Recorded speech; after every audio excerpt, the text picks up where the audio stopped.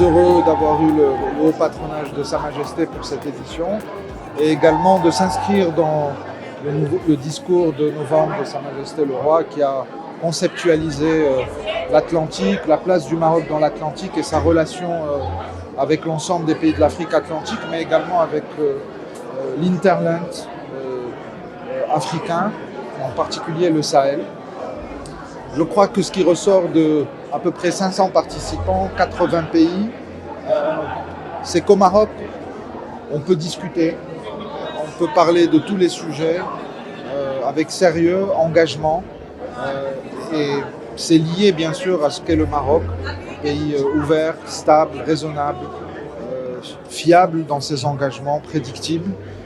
Et ça ressort dans toutes les discussions. Et pour nous, c'est quelque chose d'essentiel pour affirmer et contribuer modestement à la place du Maroc dans le monde et en particulier dans l'Atlantique. Nous avons commencé il y a 12 ans à essayer d'élargir l'Atlantique à son sud, avec notamment bien sûr l'Afrique et les pays d'Amérique du Sud. C'était un pari un peu curieux il y a 12 ans, on n'en parlait pas beaucoup. Aujourd'hui, avec toutes les discussions qu'il y a sur l'émergence du Sud dans sa globalité, c'est quelque chose qui devient presque évident et qui a occupé tous les débats.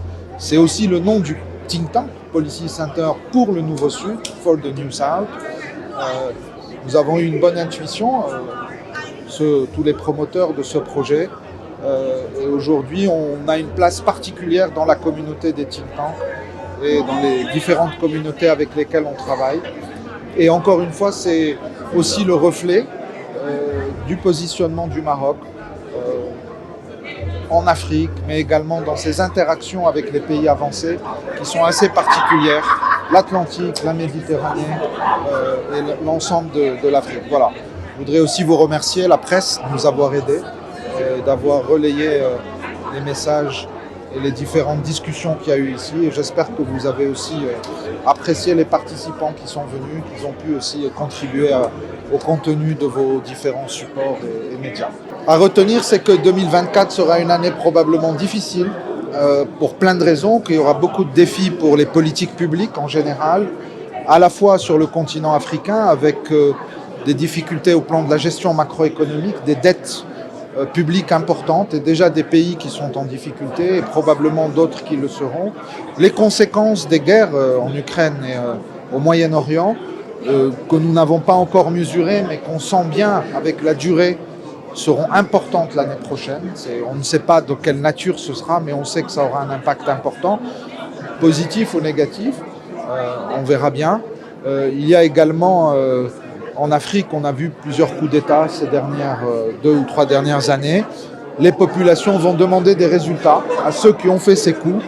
Et donc, il y aura des pressions de ce côté-là. Il y a des situations extrêmement difficiles dans des pays comme le Soudan ou la Corne de l'Afrique, ou là aussi en Éthiopie, des problèmes non résolus encore. Là aussi, ça mettra beaucoup de pression sur l'Afrique, sur l'Union africaine, sur la coopération africaine en général. Il y a le resserrement monétaire par les grandes banques centrales qui va continuer à avoir des effets importants sur la gestion macroéconomique des pays du Sud. Il y a beaucoup d'élections, c'est une grande année d'élections dans le monde l'année prochaine.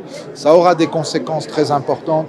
On a beaucoup discuté ici de la polarisation des champs politiques internes, notamment dans les pays avancés et avec la montée des droites et de l'extrême droite souvent, trop souvent, dans beaucoup de pays. Ça aura des conséquences sur les affaires internationales.